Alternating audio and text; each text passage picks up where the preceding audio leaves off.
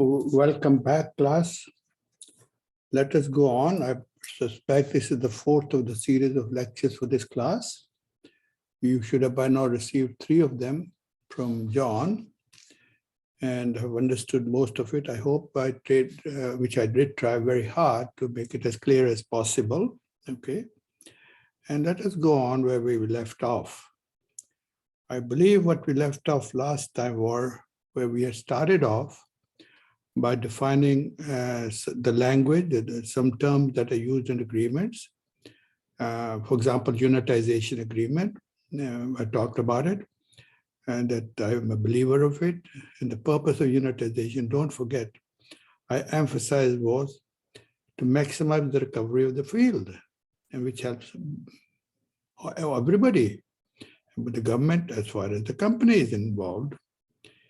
And I did say that no single company can refuse and say, well, we do not want to be a part of this agreement called unitization because there is the right of eminent domain, also called the law of eminent domain, which exists in practically every nation in the world. The benefit, if it accrues to a large majority of people, then the individual has to submit his rights in favor of the large majority. So these are exceptions, and we have to accept that. And then, there are several others that we talked about.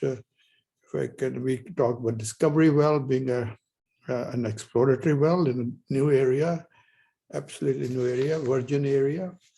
And if it has found oil, I didn't careful. I didn't say commercial discovery. Remember, we're going to talk about commercial discovery later. Just a discovery well. You've drilled the well, and some oil has been found. How much is it getting good about? Is it economic or not? We don't know. That is a separate discussion. And the equity crude is one that belongs to the company. And whatever is left belongs to the government.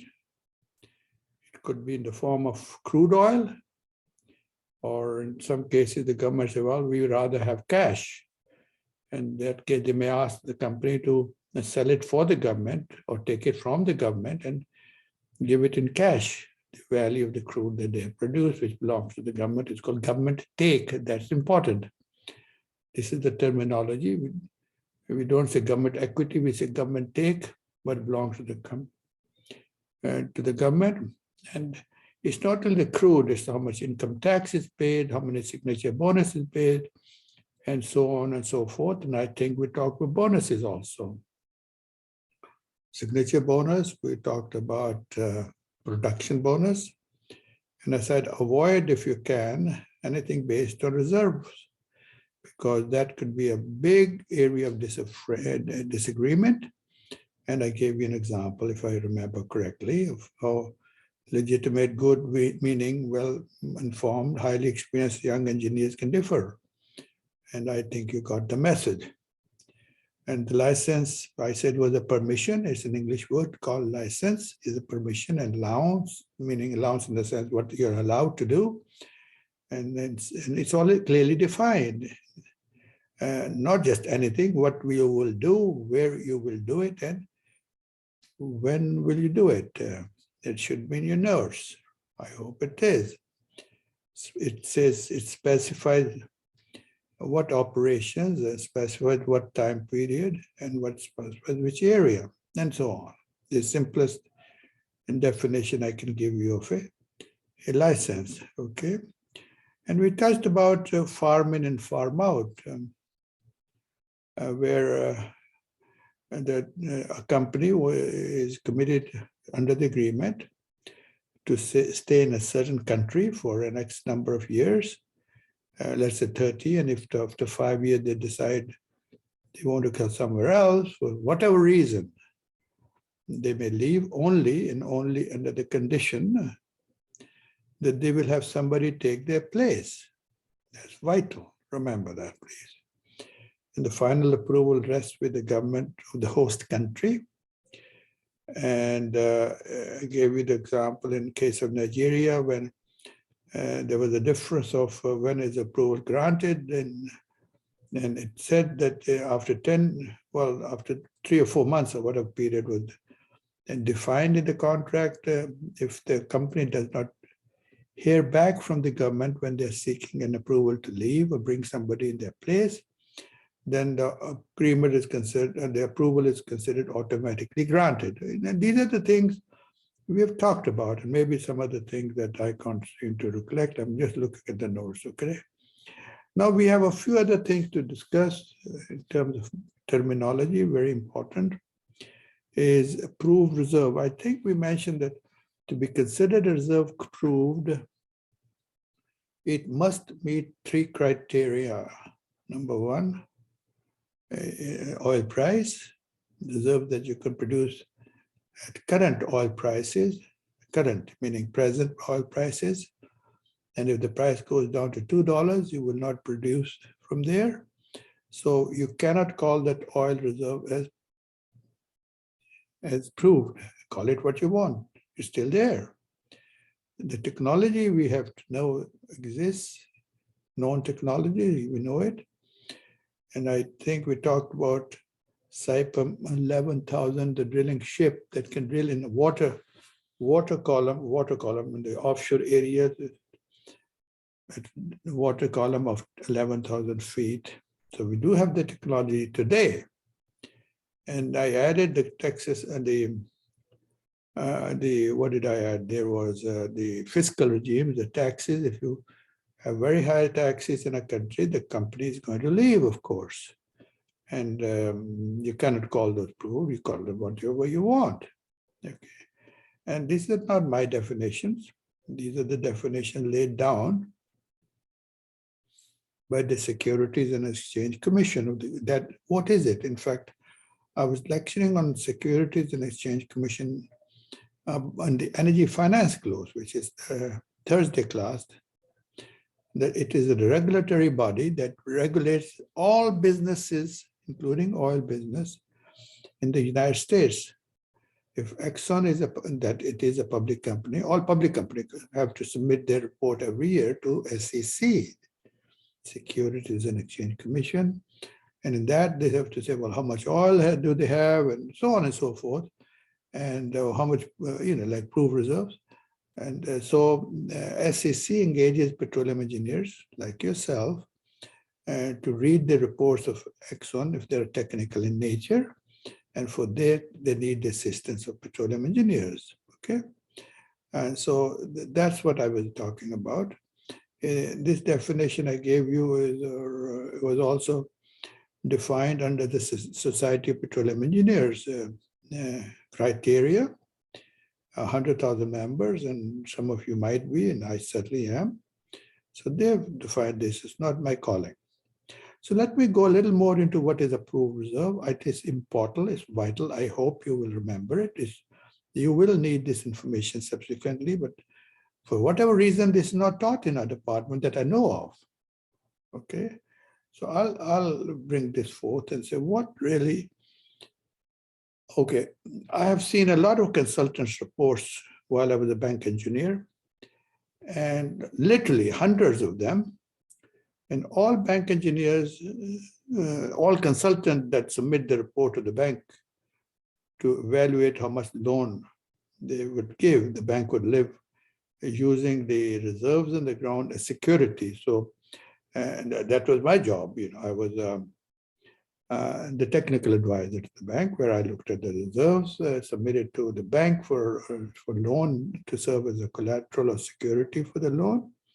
So I would determine that this company has so much oil reserve. We don't have to say wrong or right. That's their opinion, whether this is what they think. My ultimate job was to accept or reject or maybe modify what they have submitted, the consultant submitted the reserves of the company. And those are that I've came across, and there are not many consultants really in this business. And so the evaluations done by, they call it reserve and economic evaluation. That is what they called, reserve and economic evaluation. So the reserves are, I'll write down, okay.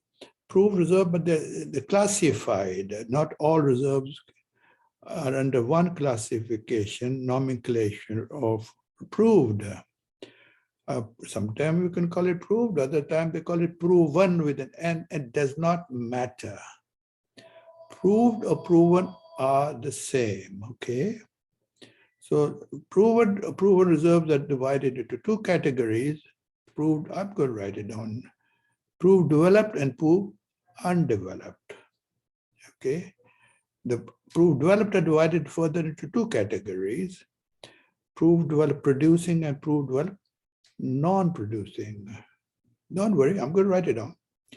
Proved non-producing are divided into proved developed non-producing can be shut in, okay, or they may be behind the pipe. So these are the classifications that are used universally. I hope you'll pay attention to them, and you will come across them no matter where you go in the oil business. You cannot escape them. When you look at the annual report of any company, they will always cite how much proved reserve they have and what are the categories or classification, okay? So let me start today's lecture on proved reserve and the classification, okay? Please write with me as I go forward. I'm going to explain all of them very clearly, a very simple clarity, very simple definition. When I explain, it's so simple.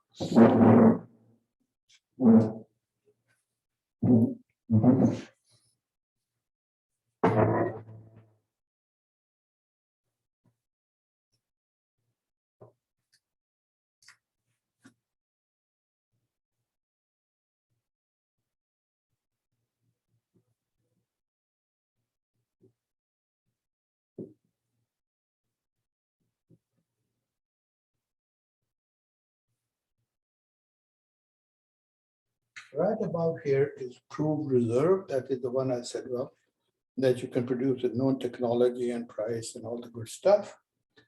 As I said, these are divided into two categories.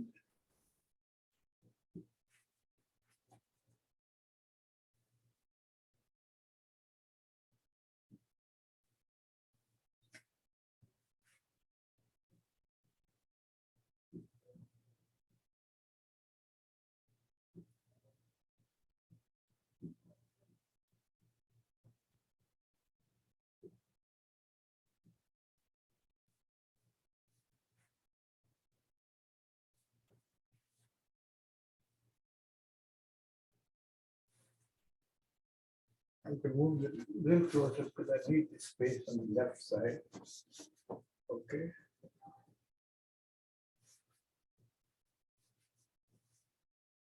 Since I need this space here, I need to bring this closer.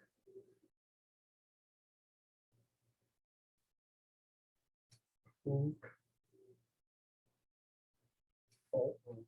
no, the other way around.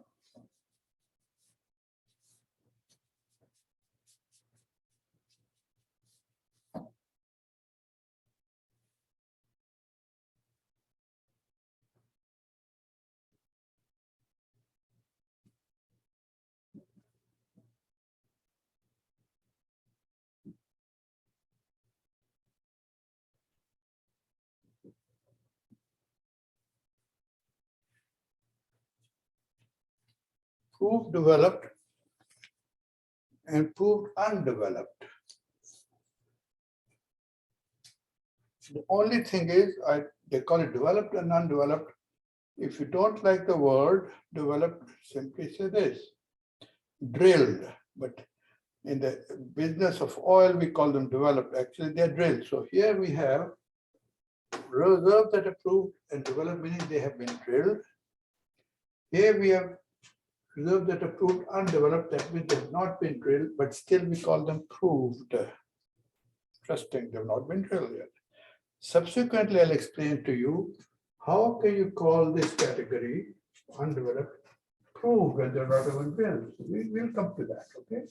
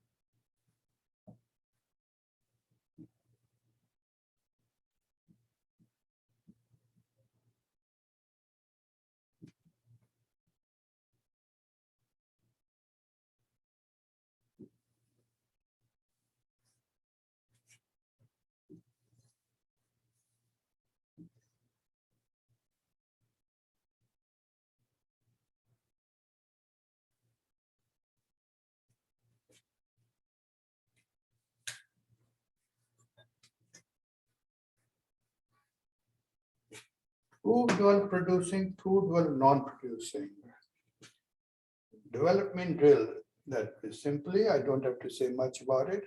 That this is a category also called classification or subclassification of subcategories. That means they've been drilled and they're producing. There's nothing to say about it. Here is a category called proved developed non-producing. They've been drilled, but they're not producing. Okay, they proved. The question, why are they not producing?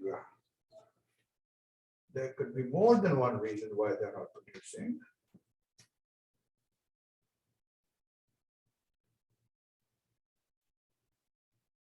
They are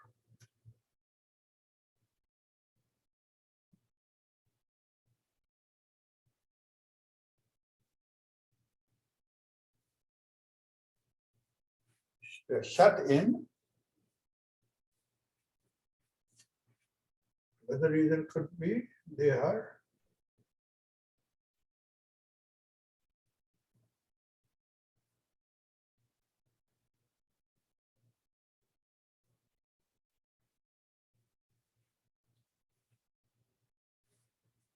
shut in or they're behind the pipe.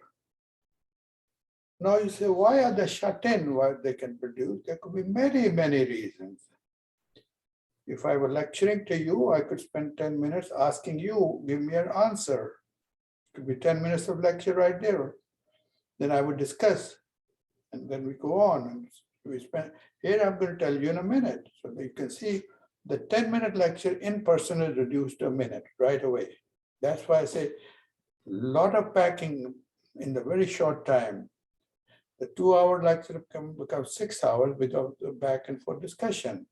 Here we can't have that. We don't have the luxury because it's an internet class or Zoom class. So shut in could be, I'm going to answer it myself. Save you from having to answer it, then we discuss and spend 15 minutes discussing. Sorry, we can't do that. It could be one, market. There's nobody wanting the oil or the gas. You're going to be surprised, very, very surprised that for in OPEC, let me pick a year. OPEC, I'll write here. I think the year was 1979.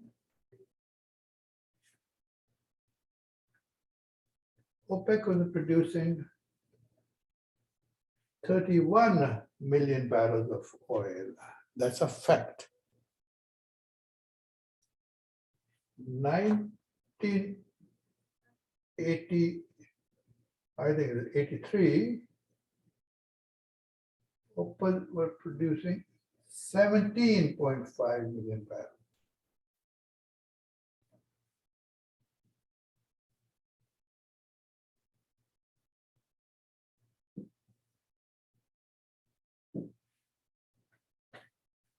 '83, 17. That means there was a 14 million barrel of OPEC oil. People don't know this. Was not being produced, although OPEC had the capability to produce that. They were producing 31 down to 17. 14 million barrels were shut in only for one reason. And that is, there was no demand for oil. If you were taking my oil price class, which is part of energy finance class, I go into a lot of discussion what happened to the price at that time. There's a full one lecture of 2.5 hours on oil price in the finance class. Because in 1973, the price of oil was $3 a barrel. It jumped because of the Yom Kippur War to $12 overnight in 1973, the war that happened with the Arab and the Israelis. $3 to $12 within a week. And in 1979, again, these are facts. The price of oil jumped from what? from $12 suddenly bang to $24 a barrel, 8 times more. The reason for that was simply because of the Iranian Revolution. So look at the price from $3 to $24. It's unimaginable. Nobody wanted to drive their cars. They were giving away the big cars and buying Toyotas, the Mazda, and the Subarus, and the whatever, Hondas. That is when the Japanese car industry took off and the American car industry went down, because the American car industry was used to big cars, 2 miles a gallon, whereas with the price of oil, nobody could afford to drive those big cars. So the Japanese came along with the Hondas and the Toyota, the Mitsubishis, and bringing 3 times more, they were driving more miles to a gallon. So nobody wanted to buy the Japanese, the American cars, and therefore, and there were other reasons why the price went. Up. One was the demand wasn't there anymore. Because the other reason, I wouldn't spend all those 2 hours on that, which I do in the energy finance class. Okay? And therefore, OPEC was stuck with this situation. And therefore, looking at the situation, OPEC, for the first time in its history, in 1983, when this happened, 1983, OPEC, what can we do? We cannot force the customers to buy our oil. We can only make it attractive for them to buy the oil. So let us reduce the price of oil from what? From $34 by $5. Okay, the maximum price was $34. They reduced it by $5. It was the first time OPEC actually officially reduced the price to increase the demand. You can't force people to buy your oil. You just reduce the price to increase the demand. At the same time, OPEC took another step simultaneously. So one is to increase the demand, the other one is to decrease the supply of OPEC oil, so the price will balance off, and supply and demand will balance off, the price will go up. These are facts. So that was the time in 83. For the first time, OPEC introduced quotas. Every nation in OPEC at that time, there were 13. Saudi Arabia and Iraq and Iran and Ecuador and all these countries over there, and Libya and God knows, Algeria, Gabon, Nigeria, Indonesia. These are all OPEC nations. Each nation was given a quota to produce, less than what they are able to produce. So quotas were introduced at that time. OPEC took 2 decisions: reduce the price, the demand for oil would go up, and what? Cut the supply by introducing quotas, limiting the production. That's what happened at that time. It's a fact in 1983. Okay, so don't think that there is always demand for oil. So that oil of what 14 million barrels was just shut in. They could be produced, but they were not. Same thing has happened with gas. Now the gas price has shot up, apparently recently, but only 3 years back, the price of natural gas, was $2 or $3 an MCF, that's million cubic feet, or 1,000 cubic feet, 1,000 M is 1,000, because there was so much gas in the system. But now it's the other way around. So the point here is, when there's too much gas, too much oil, and we have experienced both of these situations in both of the commodities, then you have a shut-in situation. You just wait for the price for the demand to pick up. Okay, so this is shut in. Okay, they're drilled developed, but they're waiting, or there could be a refinery connection. They're not connected to the refinery. There could be a workover where, there's some problem with the well. They're working over the well. So the men could, technical reasons, market conditions, they're causing what? The well to be shut in temporarily. Okay, let's stop here and talk about what is behind the kite.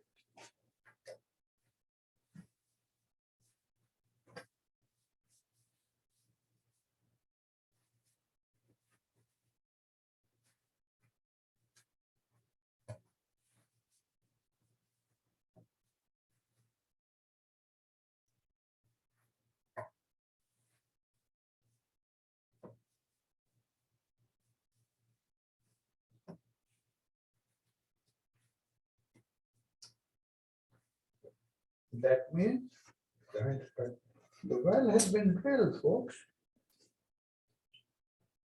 Let me show you.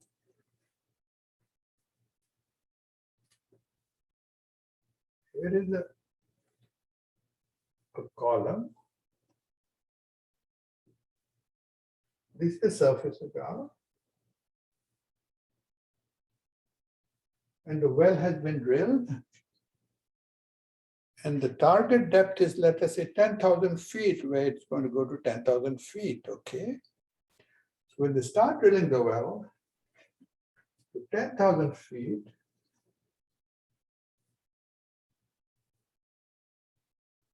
that's the target depth. That's the target depth. So they're going down, and while they're drilling down from the surface, the target is 10,000 feet, remember? So around here,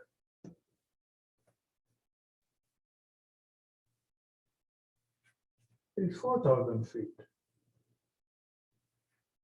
At 4,000 feet,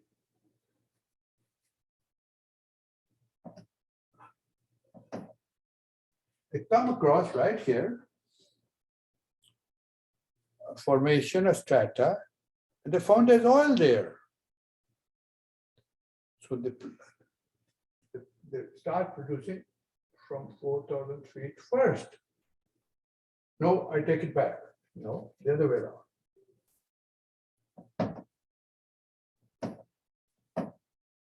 When they strike oil at 4,000 feet, the target is 10,000 feet, so they go down all the way to 10,000 feet. You know there is oil here.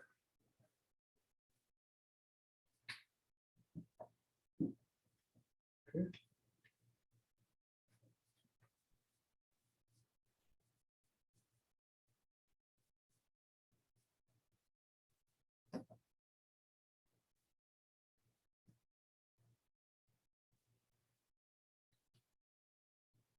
Let us say this is formation A.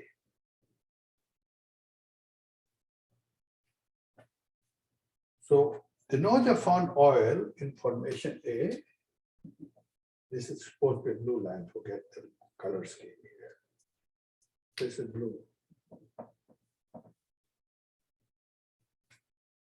Then make it symmetrical blue and black. Okay. So physically, actually, they put formation A behind this pipe here because the target is to go all down to 10,000 feet. So they continue to drill to 10,000 feet right here, as you can see. Right? The rule is they find oil here again in formation B. Let us say they're lucky, they find oil in A and B both. So what they do, they know. What they do now is, for 100 technical reasons, we're told that they first start producing from the bottom formation, B. So they perforate here, or they finish here, and they start producing from formation B. I hope you can see my fantastic drawing here. So the first they start producing from formation B, the bottom one. That's the rule. For 100 reasons, some technical. While formation B is producing oil, what is happening to formation A? It's sitting behind the pipe, waiting for its turn to start producing. After B is exhausted, there's no more oil, they plug B and they perforate A,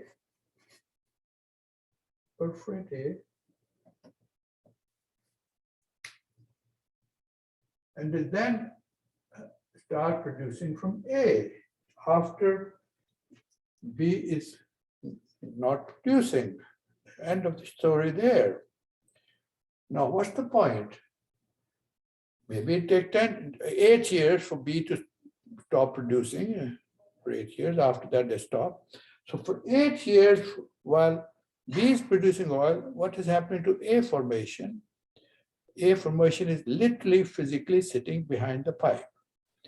It has been drilled, it is proved and drilled, but it's waiting for its turn to start producing. In that 8-year period, it is behind the pipe, okay? All right, so now you should know what is behind the pipe. Now we have to talk about this category, undeveloped.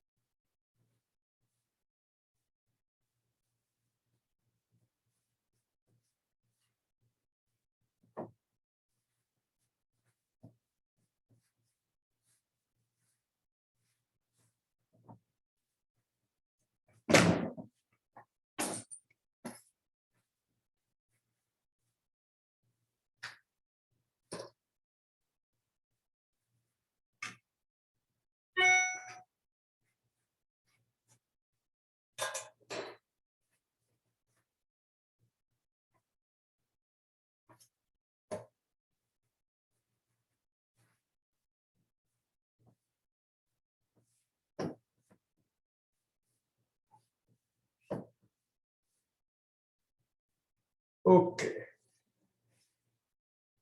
Now that I have to wait for about 30 seconds for it to dry up. In the meantime, I'll here, because this not to waste time, I'll just explain here what is undeveloped, because this will take a minute to dry. Okay, I've used this liquid, whatever it is, liquid, whatever it is, ultra washing liquid.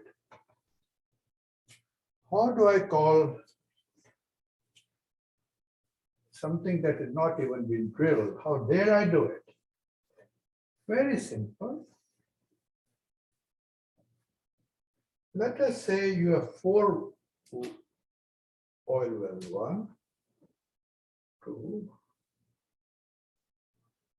3, and 4. You put 4 oil wells, okay? Let's assume that. All are producing oil, okay? This well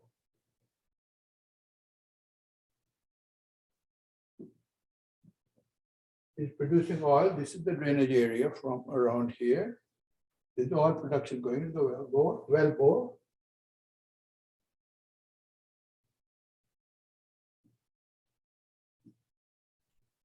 This is going into that well bore.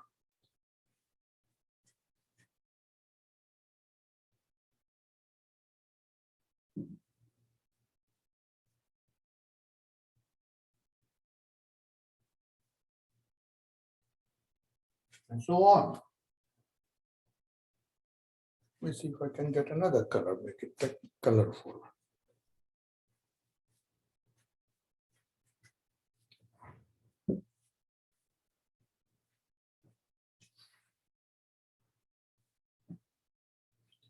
Now, all these wells are producing oil. Is there any well here I'm showing you? No. If all the wells around are producing oil, what is the chance of there being oil at this place? Very, very high. But there is no well there. There is a location of a well. This is a future location. So what happens? This location is in the future. If to be drilled in the future, it's not drilled yet, folks. Remember, it's not drilled. So when you drill here, and luckily you will find out, very likely you, then you will find oil here, and then that oil will then flow into this well. Future, but it has not been drilled. So this kind of situation, you can call them proved undeveloped because they're not drilled yet. So let's do it again for some other definition, okay?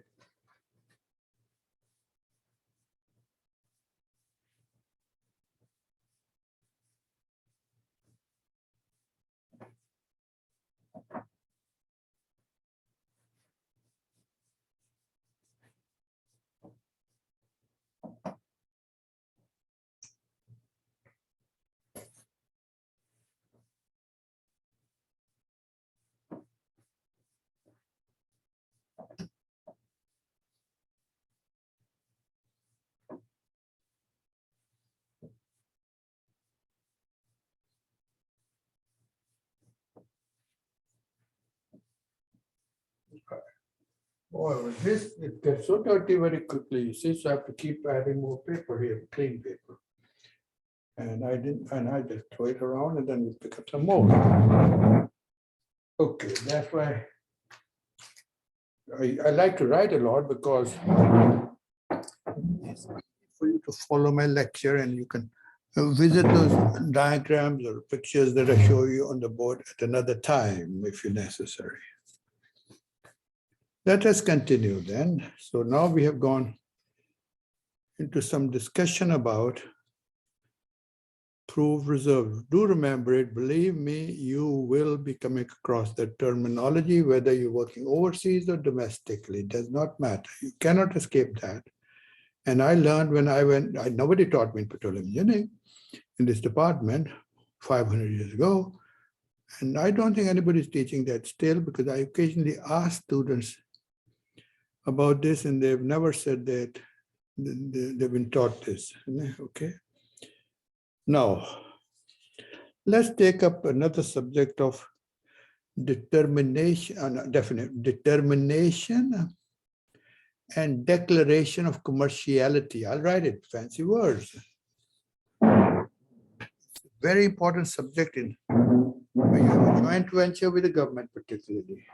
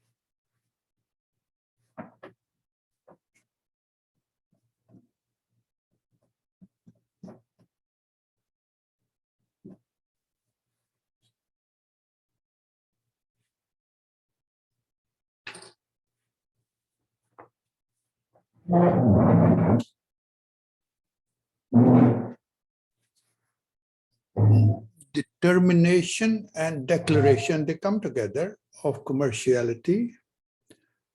I'll let you write it down so we can talk about it.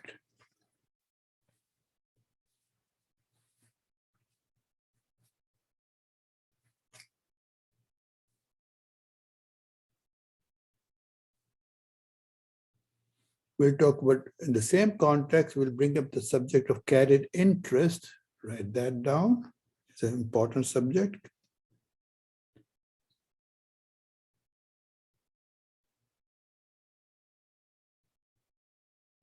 Joint venture. Subsequently, in part 2 of this course, we'll talk about joint ventures and joint venture agreements, JOAs, but that's separately. I'll take it up at length, long story, but today I'll just say a few words about joint ventures.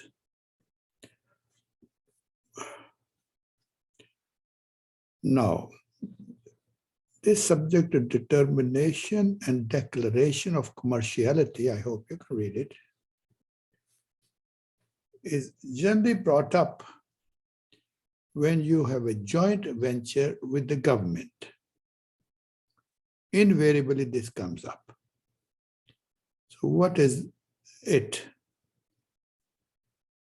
Generally speaking, when you have a project with the government, an agreement with the government,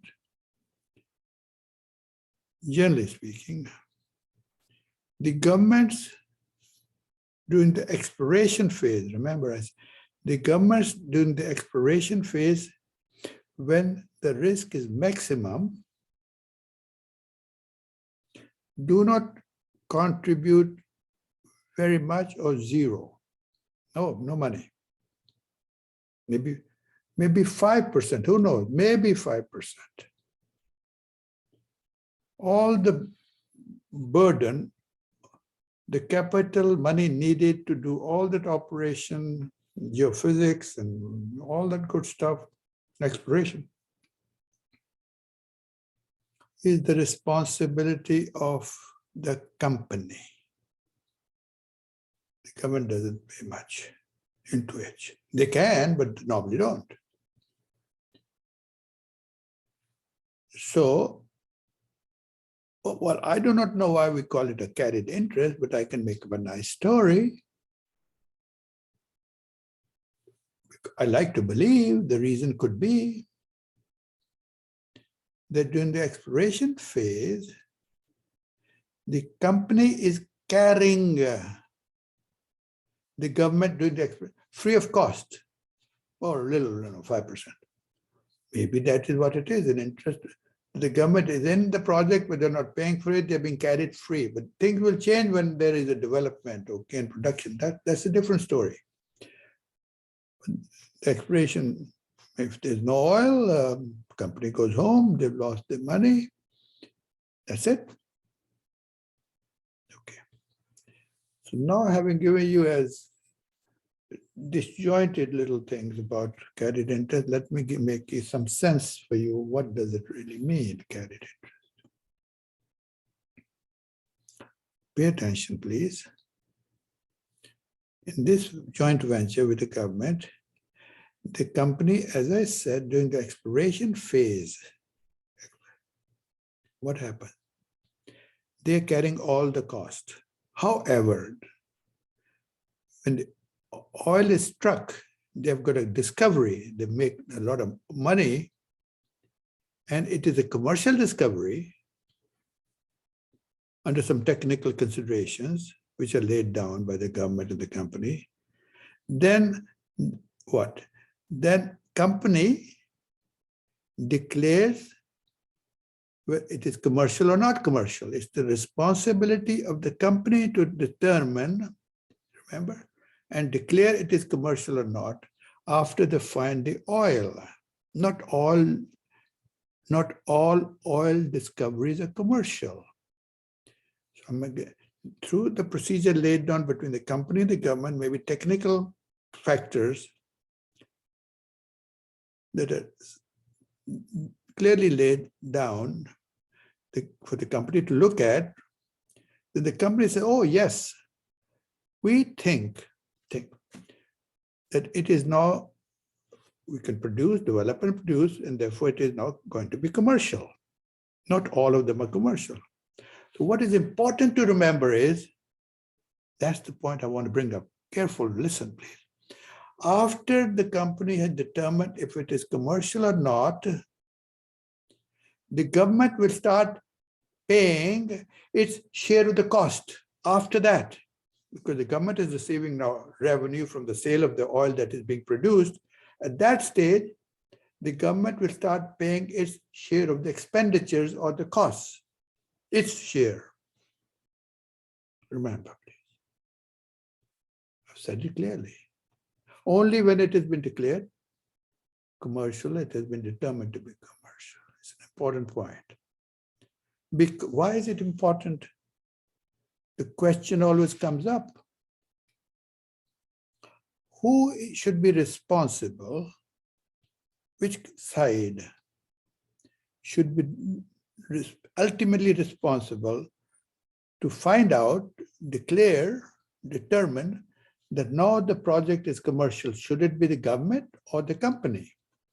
Now here is a 30-minute, at least a 30-minute discussion in the classroom if I was sitting there. Can't do it, I'll tell you in 3 minutes. That's what I'm trying to say. This lecture could be not 2 hours or 6 hours just because of these exchanges, which are very, very useful. I'm not saying they're not very useful. So therefore I'm packing a lot, cutting through unnecessary discussions to get to the point. Some in the class say, when I ask them, it's the government should declare. And some say, well, it's the company that should declare. And then I come in and say, why do you say the government? And why do you say the company? Then we talk and we discuss. But I have, cutting short the discussion, just telling you, in my opinion, why. To me, and I tell both the government and company, it doesn't matter to me. I'm not favoring one or the other. I'll never say something that I don't think is good for both sides. I am firmly believe in that it is a company that should be allowed to declare whether this is a commercial discovery or not, and I'll give you my reason why the company. The reason is simple. It doesn't take much to understand the simplicity of the reason. Because to determine if it is commercial, you have to have some information or data, for example. And of course, that data the government does not have. So how can they declare it commercial if they don't have the essential data to declare it commercial? And what is the data? I'll give it to you now. That data is, as you probably know, most of these businesses, projects, are from borrowed money. You go to the bank and they borrow money. Finance course, I'm going to talk a lot about the borrowed money. In fact, I started that today. How do you borrow money? Is it good or bad? That's separate. That's a separate class. The borrowed money by the company, they borrow, the drill has an interest that the company has to pay to the bank. Let's say 9%. So the company has borrowed the money at 9%. That's extremely important to know whether it's commercial. And if the government, no. And if they find out the project is return is 7%, and the company is paying the bank 9%, and the project giving the company 7%, how in the world will they declare it commercial? Government does not know what is the rate of interest the company is paying. That information is not with the government. That's strictly with the company. So how do the government expect to say it's commercial when they do not have that information, which is vital? So can you force the company to do a project at 7% in return on the capital and investment when they have to pay the bank 9% interest? Of course not. Therefore, that is a simple logic why I think that it should be the company. Why am I emphasizing that point? Because this is generally happens many times in real life. There's a lot of disagreement between the government and the company in this regard. And this takes away all the unnecessary going back and forth and not agreeing on something that's to me simple as that. Okay. What do I do next? I've talked about carried interest and I've talked determination and relinquishment clause. Let me write that to a fancy word. In every contract, there is a clause called relinquishment clause. Let's write it down.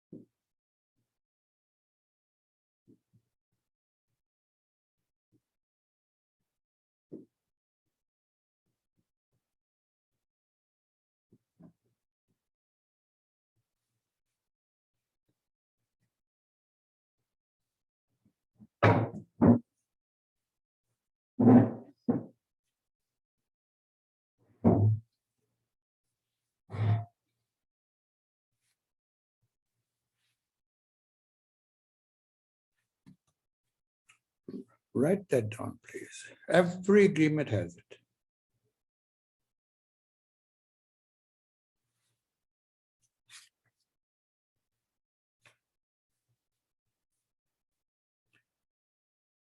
The word is relinquishment clause.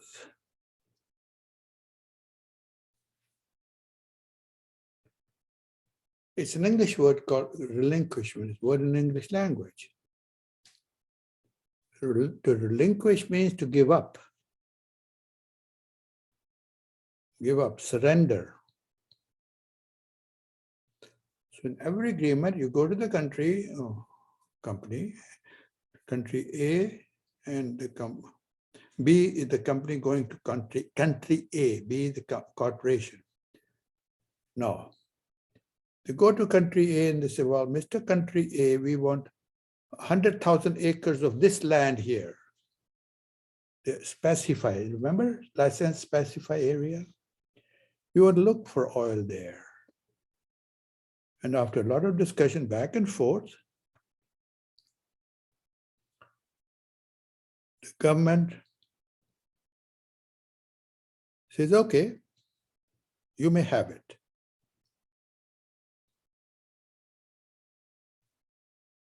Provided, and in the agreement, that there is a relinquishment clause. They put a timetable. That means after 1 year, you tell us, do you want to keep all of it? Do you want to keep half of it? Which part of this big area do you want to keep for further investigation? And the part you don't need, relinquish, give it up so we can give it to somebody else. So they specify, sometimes they put down this into 4 quarters, this, and this. Which one do you don't want after a year? And after 2 years, after 3 years, tell us. It's clearly defined. Now that brings up something very new. So new, not many people have heard about it. This is so new. It comes up handy when I talk about relinquishment clause.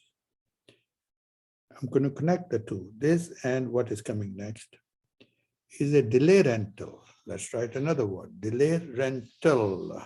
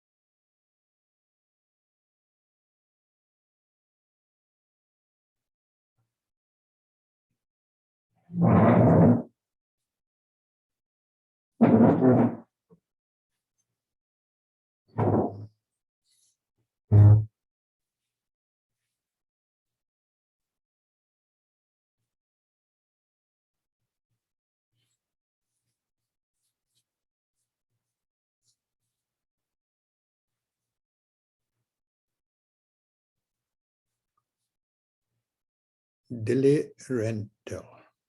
I think it's a good idea. It's something new, it didn't happen before. What is it? Remember I said, connect relinquishment clause.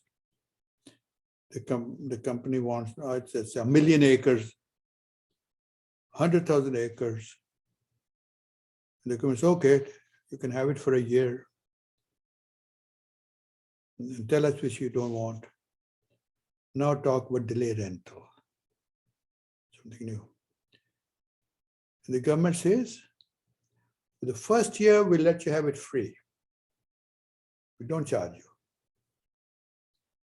Go look for oil. After 1 year, if you want to keep all 1 million acre to look for oil again and more exploration, we will charge you a delay rental fee. It's a fee. And $100, if you can't see, this is $100 per acre per year. Per acre per year. $100 per year per acre. 100. It's $100 per year per acre if you can't read it. That means if you want to keep the 1 million acres, next year again, first year is free. Next year you'll have to pay us $100 million. Or if you just want keep half of it, you relinquish 50 million. So you only pay what? No, $50 million, whatever the amount comes to. If you only want to keep half of it, you just pay $100 per acre and that will multiply by the number of acre you're going to keep. Okay? No. The companies don't like that. But I do. It's good for both sides. How is it good for both sides? That is simply this. The government is saying company. The government is not forcing the company to work hard. So when Johnny, the company executive, after negotiating this $100 per acre per year and have to pay $100 million after a year, goes back and tells the boss, I have an agreement that allows me to look for oil for 100 million acres or whatever the now, million acres, whatever that was. Million acres, I think. So I've got it. Hey, great. But there's a delay of, whatever, 100 million acres per year. And the boss says, you're crazy? I'm going to pay that delay rental of millions of dollars? So today, Johnny, listen, there is no vacation for you. You're going to work Saturday and Sunday. Bring all your team to the office. Work hard so that after the year is over, I, the boss, can tell the government of the country, whatever country it is, that this amount, this area we don't want, so I don't have to pay that millions of dollars in delay rental. So who is making the company work, people work hard? The government? No. The own boss is making the work hard. Isn't that the whole point? To sit on the acreage or to work hard and do something useful for themselves and for the government also. So I find that the concept of delay rental is a pretty nice concept. It's just, in a way, forcing the company to keep going, start working, just don't sit on it. That's what the whole point is. Nothing, and if they want a lot of acres, have it, don't sit on it. That's the whole delay rental. Good idea. I think early on in my first lecture, I believe, or second, I may have talked about work program. Let me define now in a little more detail what is a work program. It is a part of every contract and every agreement. What's a work program? Let's write it down. Work program. Today, I said, well, I'm going to give you terminology and all the good stuff. So this is the language of agreements that you'll come across this. I guarantee you will come across this whenever you're in this overseas thing or anywhere in the world. You'll be reading what actually really happens. Let me tell you what really in real life happens. In real life, the agreements are negotiated by the attorneys. A team of attorneys goes from the company to the country. They normally go from the company to the country, and they have a number of attorneys on the other side. So they sit down and spend weeks and weeks negotiating an agreement. Thick document, both sides negotiate. It's a legal document. It's all got all this terminology in it. And the company people leave, the attorneys, and they go somewhere else to another country to sign another agreement. And when they're leaving, the company attorneys give this document to the petroleum engineer or the geologist or the technical people. Look here, fellows. This is for you to make sure this agreement is implemented by both sides. So you have to understand the agreement, and guess what happens? The reservoir engineer has no idea how to read it. He was never told what is a relinquishment clause. He was never told what is a delay rental. And he was never told what is farm in and farm out. It's not part of his technical background. He knows about PVT, drilling and all that stuff. So, but he has to interpret, read and understand the agreement for the next 30 years to make sure it operates correctly. The attorney is gone, he's a legal guy. So that's when I decided to help you kind of guys, you're the engineers and the geologists and your physicists. That's why I said, somebody like me should develop a program where next time the geologists and engineers, they take this course now, when they go overseas, they'll understand what are they talking about when they say delay rental or whatever I give carried interest. No place that I know of, they're teaching this. I introduced it and have been teaching for the last 20 years. I'd like the challenge. If nobody's doing it, I like it because I like the challenge. I want to do it. So that's the importance of what I'm saying is that you will, as engineers, come up. I guarantee that. Let's talk about work program. Let's write it down.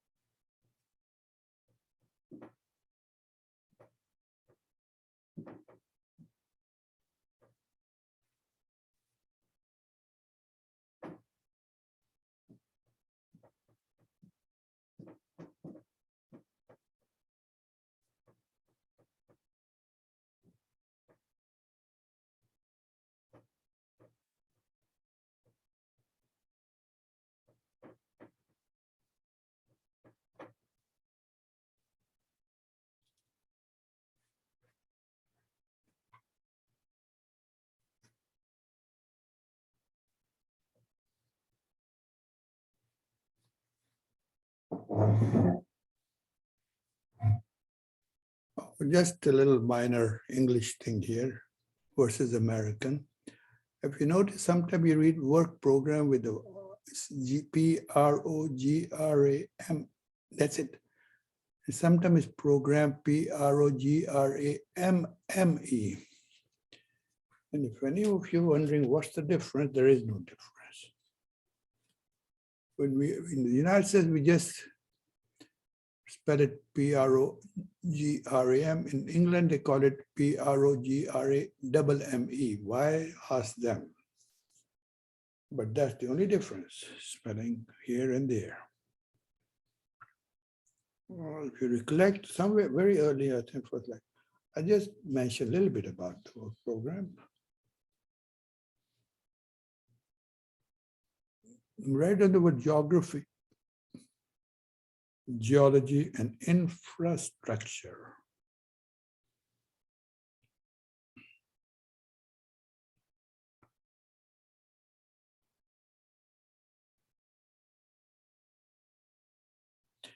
A work program applies generally during the exploration period, generally, of a project.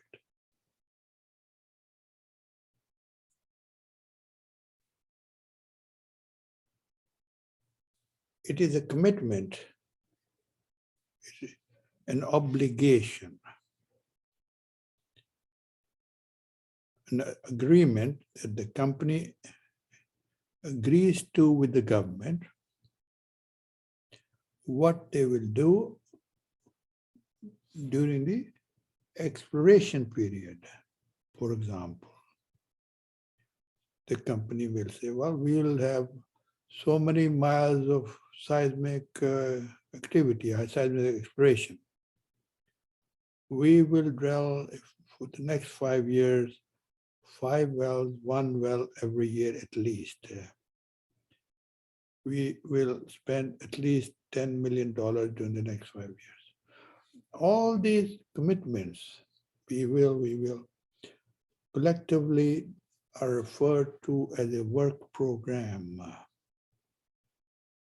Some governments lay a lot of emphasis on what is included in the work program, because that becomes the database for the government for subsequent activity and sharing it with the future exploration activities and so on and so on with the other companies. It's quite obvious, rather very obvious, that the government would want the work program to proceed very quickly. I don't mind that the government does it or desires it, but the government has to remember some of the limitations the company might face. Remember, it's a marriage. You have to work together for 30 years. Common sense, you can list up 20 things that comes to mind. I'll just list them 2 or 3 just to give you an idea. Some of the factors that would limit or restrict or slow down the speed of the work program. One comes to mind at the top one is the geography. Geography, what does the geography got to do with the work program? Well, if the area that the company has decided on,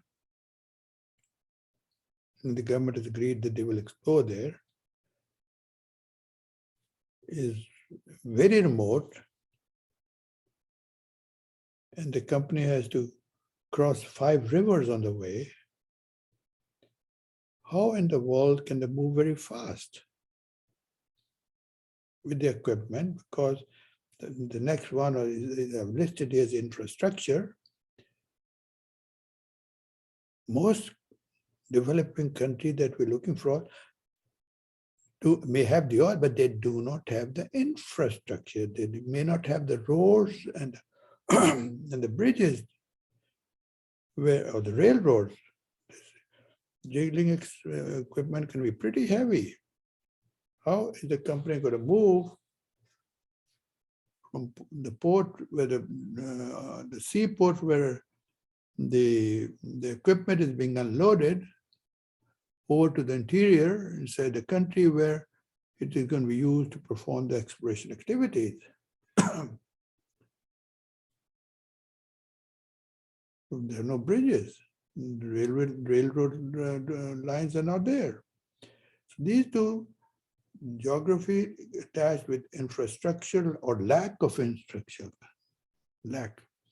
could certainly, as common sense will tell us, have an impact, certainly it will, on the speed of the work program. Doesn't need much explaining. Another factor with the geology. Is it complex or not?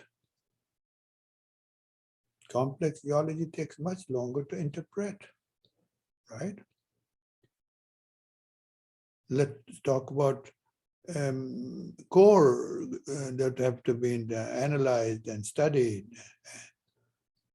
There are core laboratories where the cores have to be sent. They could be sitting in London, where there are 20 other companies that send their cores, and you have to get in line behind the 20 that are before you. Geology has to be interpreted. Core analysis has to be performed. All these factors will slow the work program. I just wanted to give you an idea what all is involved, not to make you expert of all of this, okay? We've talked about exploration area a lot. Now, offshore or onshore. What about the exploration period? Let's write the exploration period. For how long can you produce? And production period, let's write that down. They're part of every agreement, exploration period and production period.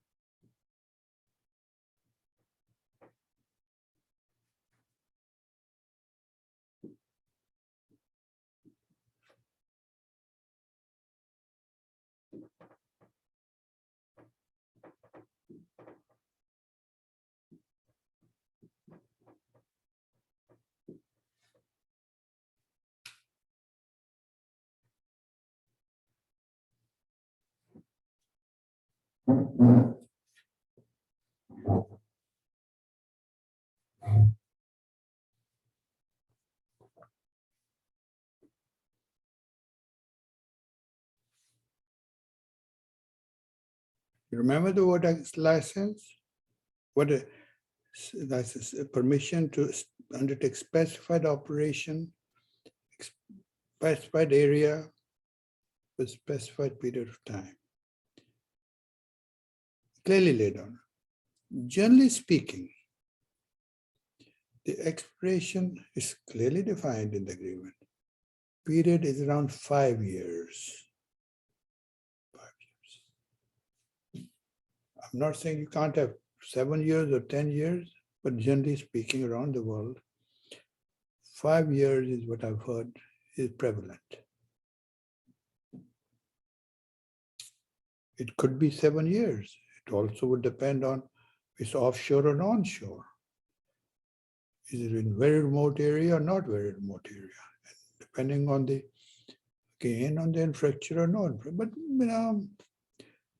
5 years is a good number to quote at this time. Never have I heard of anything beyond 7 years for exploration.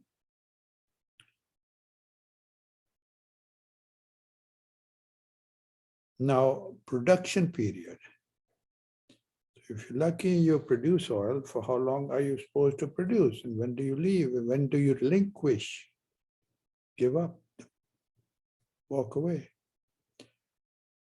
Production period is 20 years, roughly. There's no set rule. You can't have more, you can't have less, 20 years. 25 years maybe sometimes. 50 to 25, 20 is a good average. That's when the company now is obliged to leave, or if they stay, there's some compensation, goes back and forth. They can write a new agreement or extension of the current agreement, so on. But only in one instance that I know, very unusual, and it was in Kazakhstan and the Caspian Sea. Look up the world map, where is Kazakhstan? I told you, I think probably all of Europe put together. No, it's like 6 times the size of France, I think it is. In the Caspian Sea, one of the biggest oil field in the world. 30 years is discovered there, by the way. One of the biggest, probably the biggest, if not one of the biggest. And the name is Kashagan. K-A-S-H-G-A-N,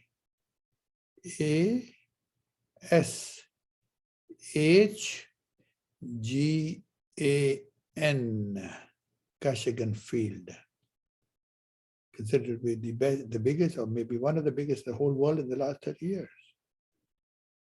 In the Caspian Sea, not Saudi Arabia or in the Middle East. Everybody, Exxon, Chevron, everybody's there looking for oil. I've been associated with going to there, and for the last 15 years or so, I think, except now the pandemic, again, I'm not going there anymore. And I think I may have mentioned the oil minister has been a student of mine. Karabalin is his name. So this field is so big, and it is multi-billion dollars. I think they've been exploring for 15 years, 12 years for sure, or more. And delays upon delays, cost overruns, billions of dollars have been poured in to that field. And that is a unique case where I read or heard that the production period is not limited to 20, 40 years because of the size of the field, one, and the enormous amount of money that has been invested to be recovered and money made above it, the investment. That's 40 years. It is said that generally oil or gas projects generally have a longer period to produce. They allow, oil might be 20 years, gas might be 27, 30 years to stay. Why gas more? Longer period. Again, interesting discussion period. We can have go and back another 15 minutes. We keep telling you this could be easily 6-7 hour lecture instead of 2. But there we put a lot in 2 hours. The reason is simple, because gas projects are more costly. For example, Where are the costs? If you're going to move gas from one side, part of the world to another, you have to liquefy gas. LNG, liquefaction of gas. You're moving gas from Australia to China, Australia or Indonesia. These are the countries that are big. Australia, in the east, the big countries that are, now America has recently come into a big time exporter, big time. The big exporters and that's half the world this way are this way, meaning in the eastern hemisphere are Australia, Indonesia, Malaysia, and Middle East is Qatar. These are the big time. The other small. On the other side of that, the Western is historically been as LNG. These are LNG. Has been Algeria. But pipeline is also Norway, and of course Russia is the biggest producer, and all their gas is through pipeline, coming from Western Siberia, Siberia, cold country, very remote, all the way to Italy. Algeria gas comes to Europe both as LNG and as pipeline across the Mediterranean to Italy. Now I used to lecture a lot about gas. Other countries have started producing LNG in the Western Hemisphere, Nigeria and Trinidad and Tobago, if you know where that is. Equatorial Guinea, where if you know what that is, and I've been there, I've talked to he's come, the oil minister has been my student twice, 2 times. Came back here to listen to me to Austin and came back the second time. Very bright young man. So just to give you an idea, these are the countries in the West, LNG and pipeline. Now, where did this conversation about costly come from? Because first, if it's LNG, very, very costly. You have to LNG project, liquefaction costly. That's one. Then you take the gas and the pipeline ships. Oh, no, LNG tankers, very costly. Very costly. So first you have to liquefy the gas, then you have to put them in tanker to move them across the ocean from Qatar to Japan. And then on the other side, when you unload the LNG, you have to degasify, convert it back to gas, and put it in a pipeline to move it elsewhere in the country. So there are more steps, very costly. So they say, well, to justify gas exploration activity, you have to give them more time to recover their investment. Common sense. I'm not adding anything supernatural to your knowledge. Certainly not. Just common sense. Okay. And it's a fascinating, LNG is really, because more so now, because friend Mr. Biden, he wakes up in the morning and he talks about climate, and when he goes to sleep, he still talks about climate, and when he's sleeping, he's dreaming about climate. He has nothing else to worry about than climate. Suddenly, he doesn't realize, of course, who can deny climate is vital? Is there any crazy fellow who would not say we need a blue sky and a clean sky and a nice clean air? Going to be very dumbest person if nobody wants it. I've never met a man who doesn't want a clean climate. But then there's a trade-off. You cannot have a clean everything, unless you go generate, let's say, electricity. And how are we going to do it? Okay. Used to be coal, now they say we don't want coal. Used to be, no, we don't want nuclear. So where else is the electricity going to be generated from? By what? Well, we don't want coal, we don't want nuclear. Gas, of course. Of course, we have the others, wind and energy. My daughter works for a wind company, but they're slow and slowly moving forward. I like to see wind, certainly play a bigger role, but it'll take a while. So gas is really a very important subject these days because of the climate thing. And I go the other way. Did you read the newspaper in the last 3 days? Tonga. Heard of Tonga? Go look it up in the map. Nobody's ever heard of Tonga. The volcano there, it went up 100,000 feet up the plume of sulfur dioxide. They say it would affect the environment. God knows for how many more years, and how many millions and millions and millions of cars emissions would not come anywhere close to one plume from a volcano. I'm for the environment. Everybody is for the environment. You've got to be an idiot if you're not for the environment. The question is, how do we balance? That's the tricky part. Give it time, okay? I can talk a lot about it because I was in the nuclear committee of the world's largest project. I may have talked about it. I will maybe later on. I should know something with nuclear. I was on the coal project for many years. I should know something about coal. Now we're left with gas. So anyway, that's a long story. I don't want to get into it because take the rest of my lecture, okay? Let's move on. Because in every agreement, there's a reference to cost recovery and amortization, same thing. Let's write on cost recovery.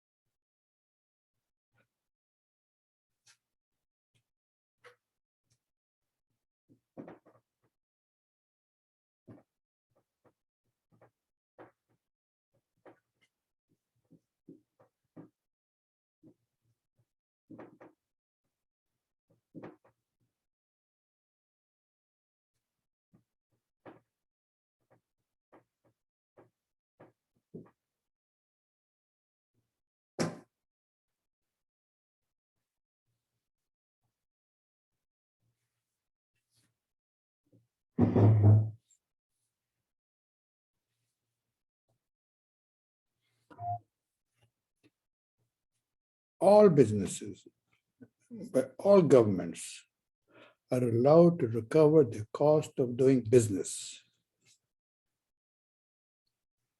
All businesses are allowed to recover the cost of doing business in all countries.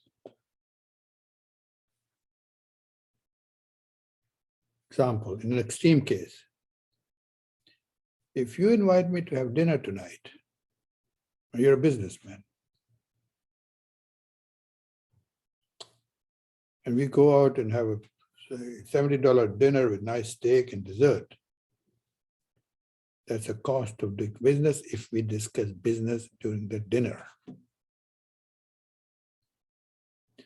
You have to make sure you just don't take your girlfriend to dinner and recover it as a cost. That cost of doing business through the dinner discussion about whatever your drilling operation or logs and all that good stuff, whatever you want to talk about, that is a cost of doing business, they say. So before you pay tax, you don't have to pay tax on that. You take that cost out, $70 or $80, and out of the total revenue, don't pay tax on that. This is also referred to as amortization. Another word for amortization is cost recovery.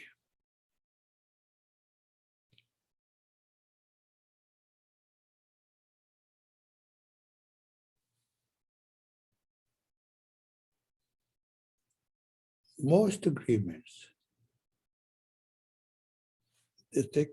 they have an addendum, an attachment agreement, which is this thick. that is called addendum, ADDENDUM, addendum. It is called accounting procedure.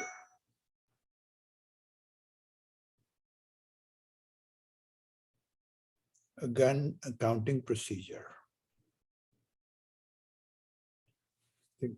That tells the project manager how he can recover the cost and what kind of cost that he can recover before having to pay taxes on those costs.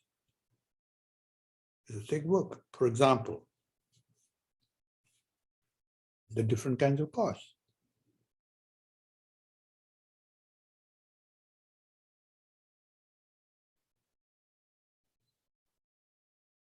There are tangible costs. You see the word tangible? Write that word.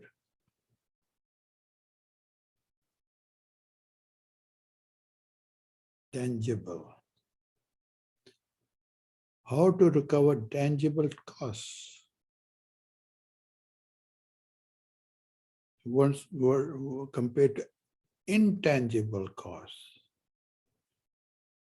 How do you recover intangible costs? Look up the dictionary and see what the word tangible means. We're going to talk about those subsequently in part 3 of this course. These are really, so far I'm just talking to the foundation of the course. Hopefully we'll probably complete most of it, if not all the foundation that I want to lay down. Then we got into part 2 and so on.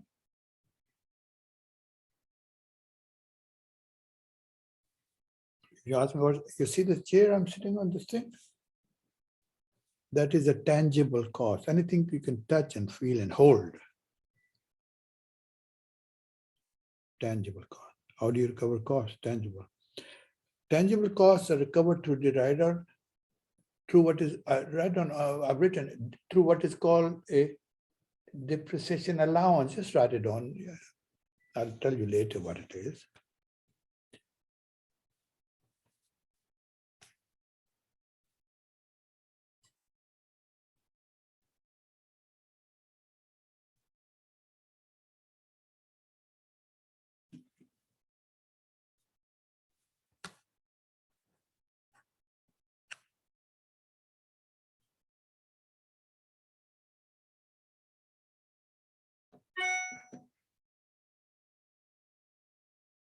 Again, tangible costs are recovered through what is referred to as a depreciation allowance. Just write it down, even if you don't know what is the depreciation allowance.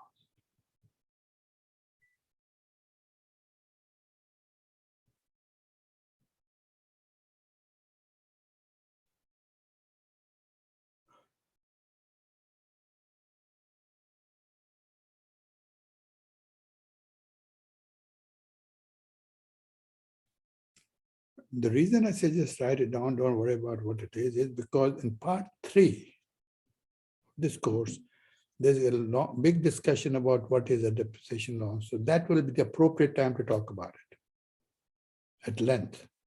It's an accounting question. Nothing technical about it, nothing legal about it, nothing economic, it's accounting. And I'll educate you, it's very simple. Part 3. That is, remember when I talked about, we're going to talk about oil policy issues and legislative issues. Remember all those things? That's part 3. This is part of that. We will also talk about another kind of allowance that nobody's ever heard about. It's called depletion allowance. Deplete. D-E-P-L-E-T-I-O-N. Deplete. In America, we have it. Other countries don't have it. I'll tell you why we have it. But that's part 3 again. There's a lot of it. That's legislation, policy. Part 3 is like all parts, a vital part of this program. And it's a very interesting part, I think. Next part is part 2. No, that's a different, totally different. That talks about different kinds of, different types of agreements. You wrote them down, didn't you? We'll start with concession. Production Sharing Agreement, PSA. Joint venture. It's all in your notes. Just remind, and service contract. What are they? What do they mean? They will be handout with that lecture next time.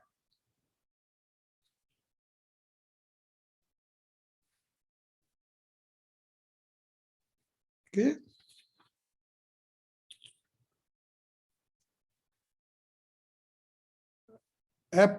Now, every agreement has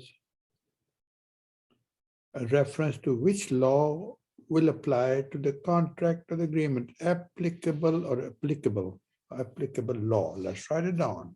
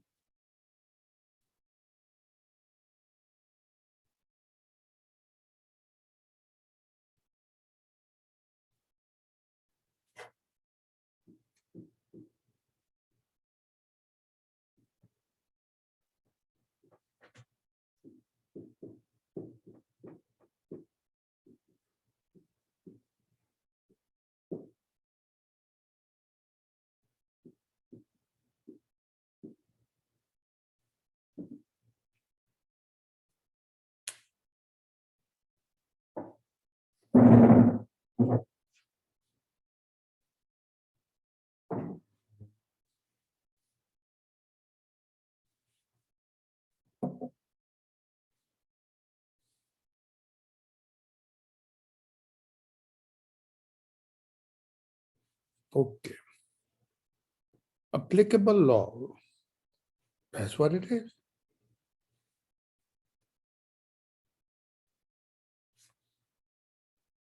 What law, which law will apply to the agreement?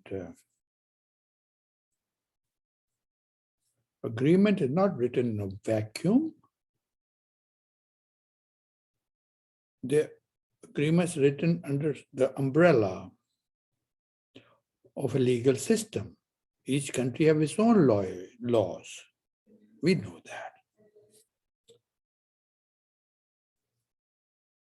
Would the laws, let's say if it's a French company, Total, which is looking for oil, let us say in Brazil,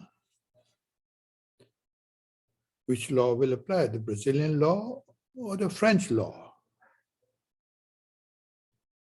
We'll have to write it down. Even if it is obvious, let's write it down and not leave it for guesswork in the future. Remember that. I don't want to do any guessing in the future. The less guessing, the better.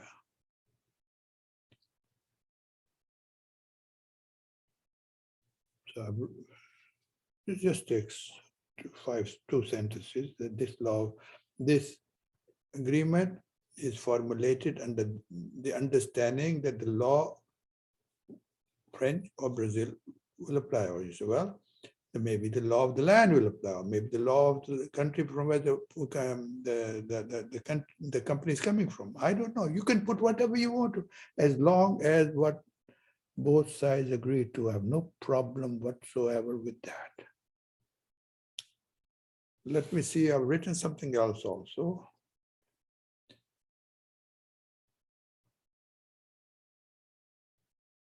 Foreign exchange provision.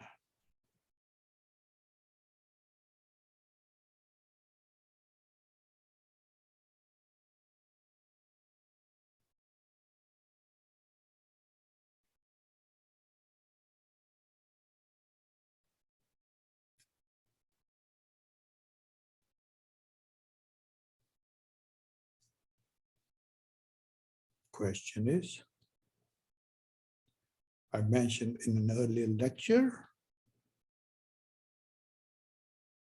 that nations, countries, governments like as much as possible to keep the foreign exchange from leaving the country, because they have the oil, but do they have the foreign exchange? The whole point is to get their oil converted into foreign exchange that they can use for international trade. So they would like for the companies to leave foreign exchange for them. They can take out their own profits in local currency, which is useless. In most developing countries have a constant devaluation of the currency. I'll give you an example, my personal example. It happened to me. Most developing inflation, the currency is devaluing. Boy, bang, bang, bang. Let's talk about my own experience.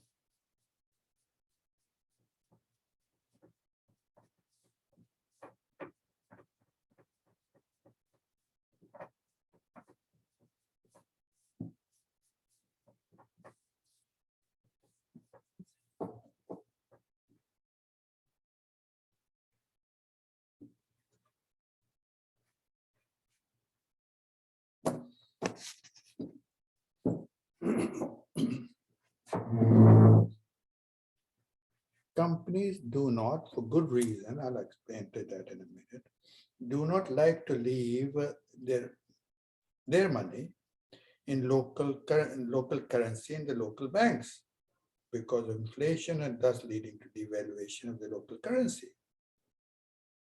Their own money, they want to move it out. Their profits. Now I come into the picture. Well, storytelling, I think I've loaded you enough for today, more than enough that you back and forth. So it's time to relax a little bit storytelling, which is germane, which is connected to currency devaluation. You've heard me say that I've traveled the globe many, many times, lecturing on this and many other subjects.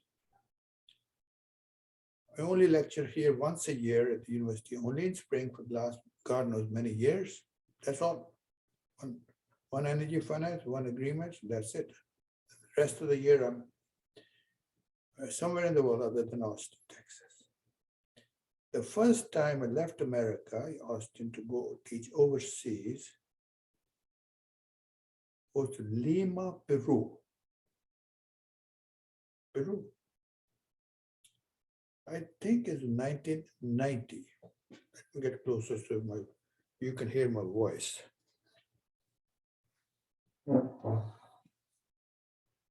This was my first experience many, many years back. I accepted the assignment to go to Lima. For one, it was a good experience. I was going to see the country. I've subsequently been there many times and taken my family to Peru, not Machu Picchu. You heard of Machu Picchu? Oh, come on now. If you don't know Machu Picchu, come on, wake up. Machu Picchu is the big thing these days. Every young man and young woman go to Machu Picchu in the Andes Mountains. The archaeological find. Put Machu Picchu in the internet, you'll see a lot of pictures. Interesting place. No, I took the whole family, my daughters, my son-in-laws, my wife, and I said, let's go to Machu Picchu. We can't fly into Machu Picchu, you fly into Lima. And then from Lima, we took a plane, I think, to Cusco. From Cusco, I think we took a bus to go to the Machu Picchu ruins and so on. Then we took a train to Lake Titicaca. You heard of Titicaca? Interesting. Lake Titicaca on the train with all of us. And ended up at the border with Bolivia and Peru. It's a big lake. So anyway, just to lighten up this thing, it's just getting boring now for me and for you. I like we can talk about interesting things. Enough of this boring stuff. Let's go. So why do I have to talk about Lima and this foreign exchange business? 1990. No idea why I accepted that, because Lima was the world's most dangerous place. I had no idea. I was ignorant as it could be. There was a terrorist movement that the world had never seen before. No, it is terrorism, as everybody talks terrorism. That was led by a fellow named, it was called the Shining Path. And the person who was the head of that, his name was Guzman. I didn't know, I landed up. So when I landed there in Lima, the airport is all dilapidated airport. So I go to the hotel, my guests were there to pick me up, my host, because next day was a lecture. And in the hotel, while I was sleeping, there was a huge blast. Huge blast. I never heard that. What was that? This was terrorism. That is, the blowing up hotels, blowing up this, and this is my first experience overseas.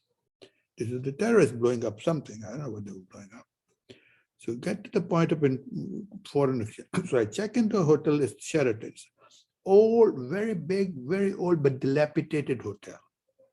So like everybody, when you go overseas to travel, the first thing you do is to convert your currency to dollar to local currency. You have to give the tip or the taxi or something. You could eat food, so you could have the local currency. You don't want. And so this is a real fact I'm going to give you. Example only. So I take my dollar and I give it to the cashier at the hotel. I said, ma'am, give me the local currency for $1. Example. You know what she gave me?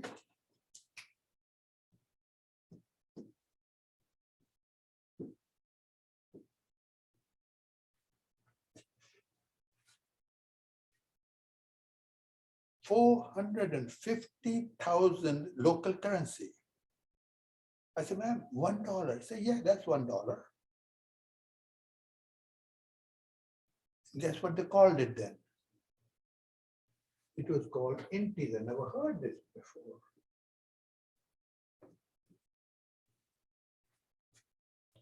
So he gave me 450,000 intis. I couldn't believe it. So like $2 would be a million intis. I said, this guy over in Miami, the flight was Miami, Lima. Always, when you go to South America, the gateway is Miami always. I said, when I come back with $2 of intis, almost a million intis, the custom officer is going to put me in jail. So what are you dealing with? Drugs here, million intis? He has no idea it's $2, so I'll have to educate him. But by the time he knows in the next morning when I educate him, that one night can change my life if I'm there, where. So that was it. Then when I finished my lecture for 5 days, they asked me, as happens everywhere, can you come back again, sir? We want others to listen to your lecture. So, well. I'll come back in November because there's Thanksgiving holidays and I can use that to come here. So I go to the same hotel, the same young woman, and I give her my $1 again to give me the intis. So this time for $1, she gave me what? Well, to be exact. I want to be very exact. I don't want to exaggerate.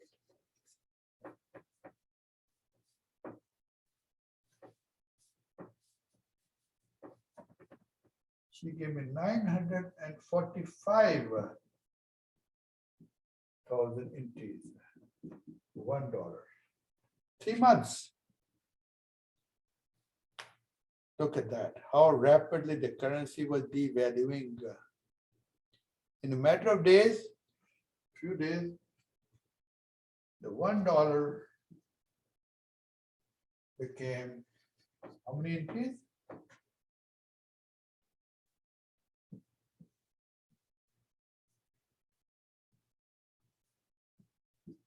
$1 million intis. Wow, I'm a rich man. I called my wife and said, we're billionaires. $1. And guess what?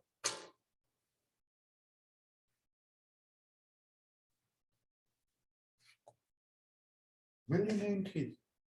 I got crisp notes. Really, bills were new. That's like 1 cent. Oh, yeah, 1 cent for printing the 10,000 intis bill. Anyway, it cost more to print than what the intis were worth. So subsequently, the government of it was what? Let's stop here. Let's start again. No more intis. We will start with a new currency called Sol. The government said, no more intis today. We will have 1 million intis equal to 1 Sol. So if you go there today, you will not see the intis. I guarantee you that. If you want to see NT, if I come to my office, if I'm there, I'll show you. I've got a whole bunch of them sitting in my drawer there, like 5 cents. So the new currency, because you might end up there and say, well, we don't see any intis. Dr. Malik is making up stories. No, I'm not. Now they have soul. But still, no. No Guzman, no terrorism, very nice place, great sea coast, and beautiful, nice, fancy hotel, as good as can be. And I've been going there since every year, and I do, because I was invited to teach over there. It was in the business building, school building, but I was teaching government officials, but they borrowed the building. Okay. So enough of this into story, I can continue.